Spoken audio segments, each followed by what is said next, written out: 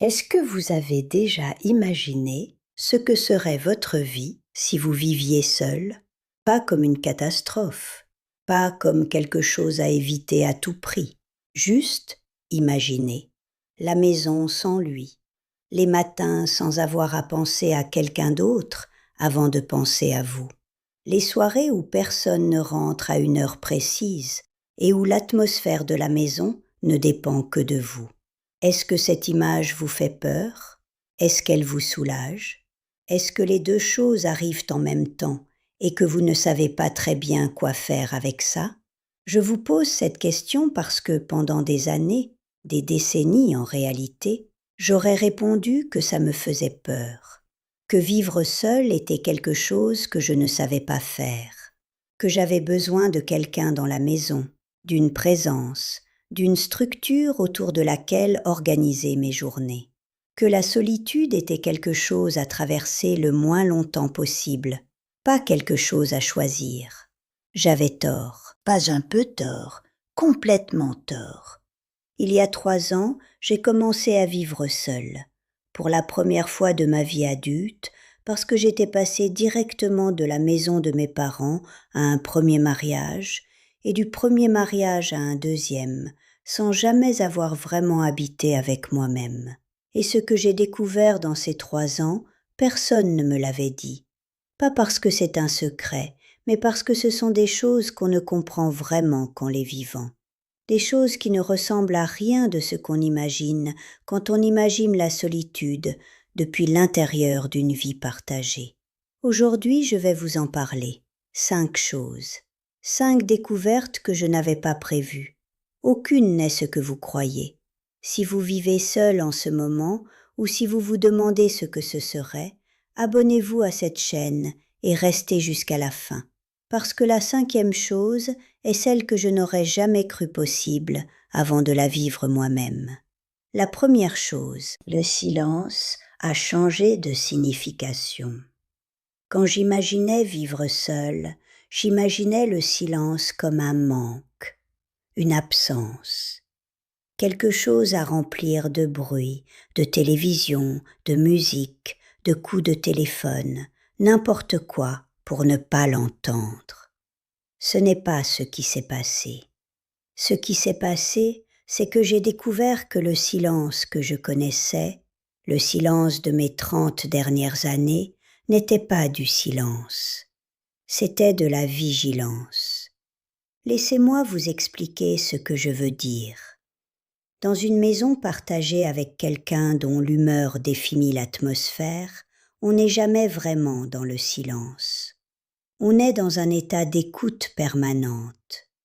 On écoute si la porte se ferme d'une façon particulière. On écoute le ton avec lequel il répond à une question ordinaire.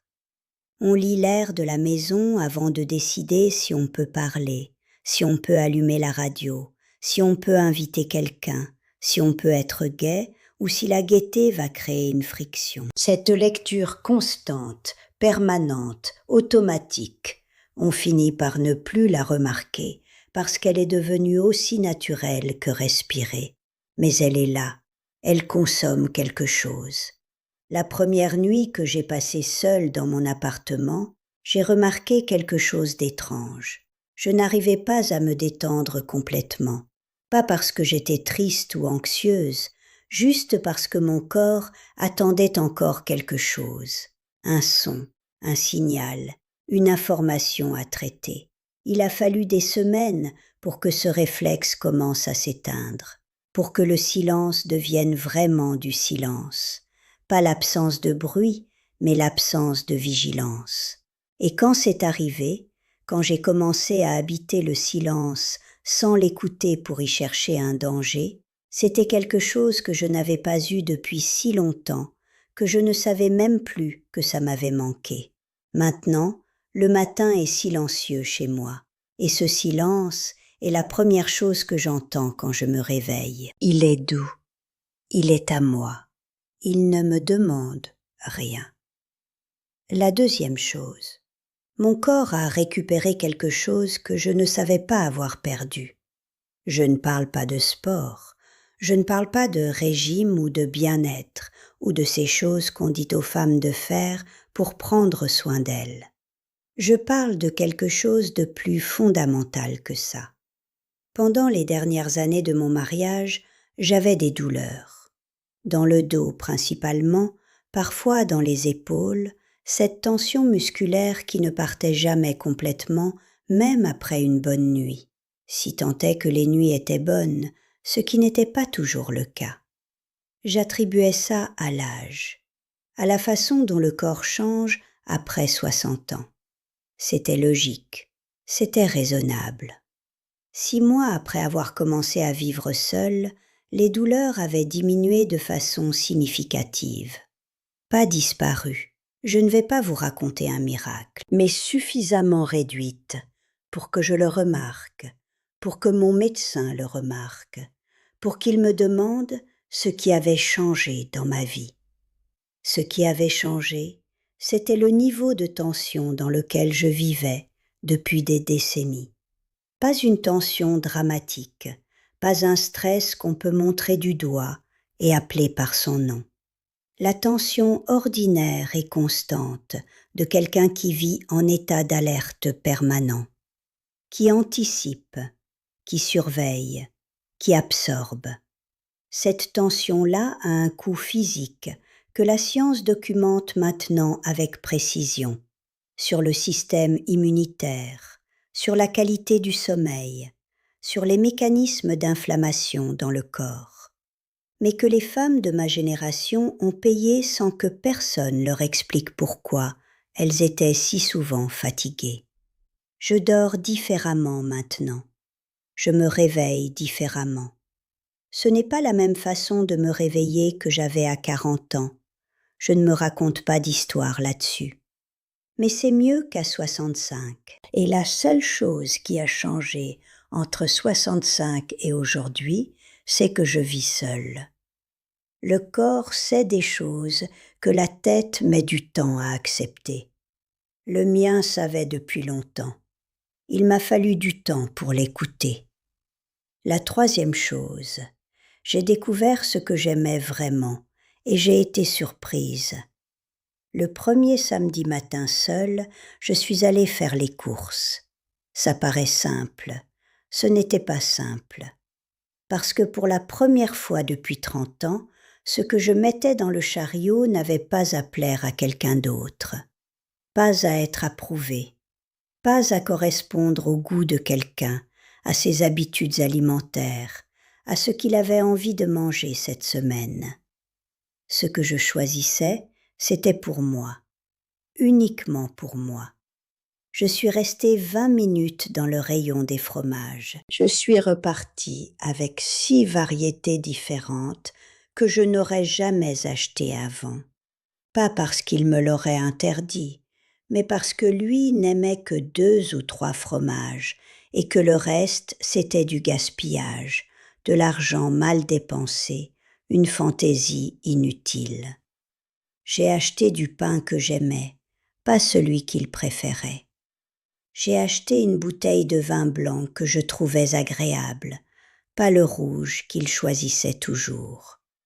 Et en rentrant avec mes sacs, en posant les fromages sur la table et en réalisant que j'allais manger ce soir exactement ce que j'avais envie de manger, j'ai pensé quelque chose d'étrange.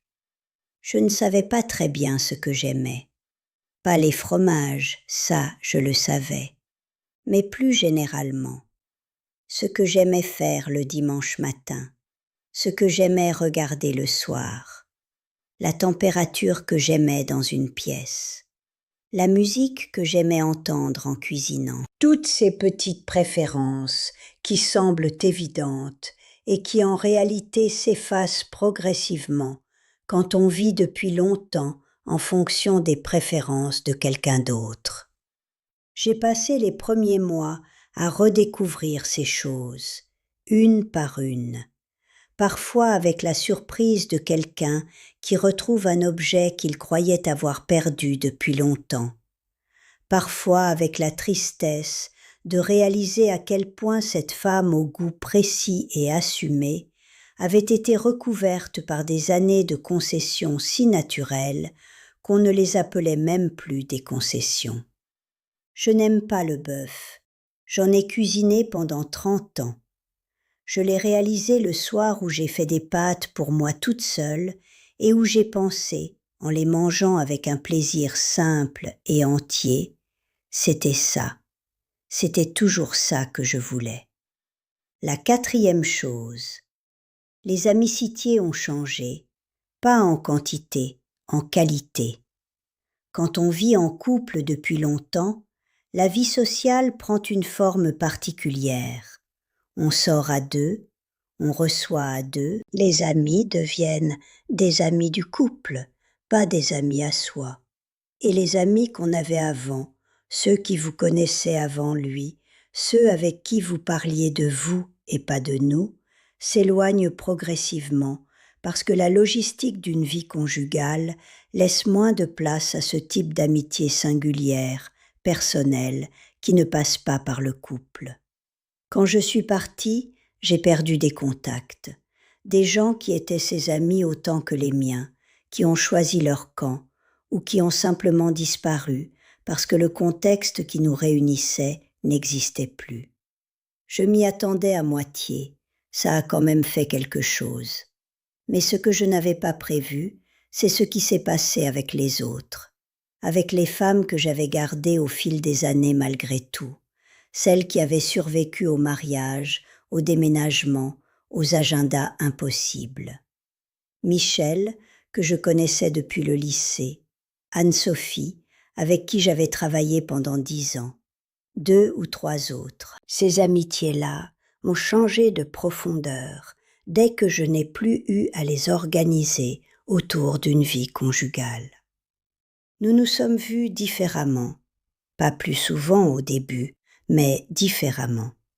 Nous avons parlé autrement, plus longtemps, de choses qu'on n'avait pas dites parce qu'il n'y avait pas l'espace, ou parce que l'espace qu'il y avait était toujours encombré par d'autres obligations. Michel m'a dit quelque chose un soir au téléphone, après une conversation qui avait duré 2 heures. Tu parles différemment maintenant, comme si tu n'avais plus peur de prendre de la place. Je n'avais pas réalisé que j'avais peur de prendre de la place, pas consciemment. Mais Michel me connaissait depuis assez longtemps pour voir ce que moi, je ne voyais plus. Vivre seul m'a rendu mes amis, pas des amies nouvelles, les vraies, celles qui me connaissent avant tous les titres que j'ai portés. Et cette qualité-là de présence, cette façon d'être connue vraiment par quelqu'un, je ne savais pas à quel point elle me manquait. La 5e chose, celle que je n'aurais jamais cru possible. Je n'ai pas peur. Je vais vous dire ce que je veux dire par là, parce que ce n'est pas aussi simple que ça paraît. Pendant des années, pendant les années où je savais que quelque chose n'allait pas, et où je ne partais pas quand même, ce qui me retenait le plus profondément n'était pas lui. Ce n'était pas l'attachement, ni les habitudes, ni même la peur du qu'en dira-t-on, même si tout ça jouait un rôle. Ce qui me retenait le plus profondément, c'était la peur de moi-même seule, la peur de ne pas savoir, de ne pas pouvoir, d'être trop vieille, trop habituée, trop longtemps à l'intérieur d'une structure pour être capable d'en créer une qui soit la mienne. La peur que la solitude révèle quelque chose, que sans quelqu'un autour de qui organiser mes journées, il n'y ait rien. Pas de goût, pas de désir, pas de raison de se lever le matin qui viennent de l'intérieur plutôt que de l'extérieur. Cette peur était réelle. Je ne vais pas vous dire qu'elle était irrationnelle, parce qu'elle ne l'était pas complètement. Après 30 ans à vivre pour et autour de quelqu'un d'autre, il est légitime de se demander ce qu'il reste quand cet autre n'est plus là. Mais voici ce que j'ai découvert. Il restait moi, pas une version diminuée, pas une moitié à la recherche de l'autre moitié, pas une femme perdue dans une maison trop grande. Moi, avec des goûts qui n'avaient pas disparu, qui attendaient simplement, avec des choses à dire qui n'avaient pas trouvé de destinataire, mais qui étaient là, avec une capacité à être dans une pièce seule sans que ce soit une punition, avec une façon d'occuper l'espace, mon espace, enfin vraiment mon espace, qui n'avait pas besoin d'être validé par quiconque. La première chose que j'ai faite en arrivant dans mon appartement avec mes valises, c'est d'ouvrir toutes les fenêtres. Pas parce qu'il faisait chaud, il faisait frais, c'était novembre, mais parce que je pouvais. Parce que personne n'allait me dire que ça faisait courant d'air, parce que l'air froid de novembre dans mon appartement était à moi, et que cette liberté ridicule et immense de laisser entrer l'air froid de novembre sans en demander la permission à personne, c'était le début de quelque chose. Je ne vous dis pas que tout est parfait. Certains soirs, la maison est grande. Certains dimanches, le silence pèse différemment que les autres jours. Il y a des moments où je voudrais avoir quelqu'un à qui raconter quelque chose et où je réalise qu'il n'y a personne à portée de voix. Et ça fait quelque chose, je ne vais pas prétendre que non. Mais je n'ai pas peur, pas de la façon dont j'avais peur avant. Cette peur-là, la peur de moi-même, de ma capacité à exister sans quelqu'un qui me donne ma forme, cette peur-là est partie. Et avec elle est parti quelque chose que je portais depuis si longtemps que je l'avais confondu avec ma propre nature. Ce que je voudrais vous laisser ce soir, c'est simplement ceci. Si vous vivez seul en ce moment et que vous traversez quelque chose de difficile, si certains soirs sont longs et si l'absence pèse, ce que vous vivez est réel et il a le droit d'exister. Je ne vais pas vous dire que ça passe, parce que les choses ne passent pas toutes, et je ne vais pas vous promettre que ça devient facile, parce que certaines choses ne deviennent jamais faciles, elles deviennent seulement différentes. Mais si vous n'avez pas encore commencé à vivre seul, et que vous vous demandez si vous en êtes capable, si vous avez cette peur que j'avais, cette peur de vous-même sans quelqu'un autour de qui vous organisez, je veux vous dire quelque chose que j'aurais voulu entendre des années avant de le découvrir par moi-même. Ce que vous trouverez de l'autre côté n'est pas le vide que vous craignez, c'est vous. Et vous êtes suffisante, entière, capable de remplir une maison de votre seule présence, d'une façon dont vous n'avez peut-être aucune idée encore.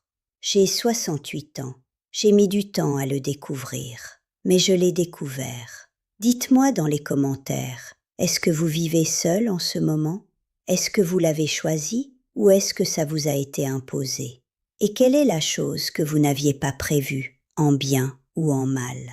Je veux lire chacune de vos réponses. Et si cette vidéo a touché quelque chose en vous, partagez-la avec une femme qui a peut-être peur de ce qu'elle trouverait si elle vivait enfin pour elle-même. Elle mérite de savoir ce qui l'attend vraiment.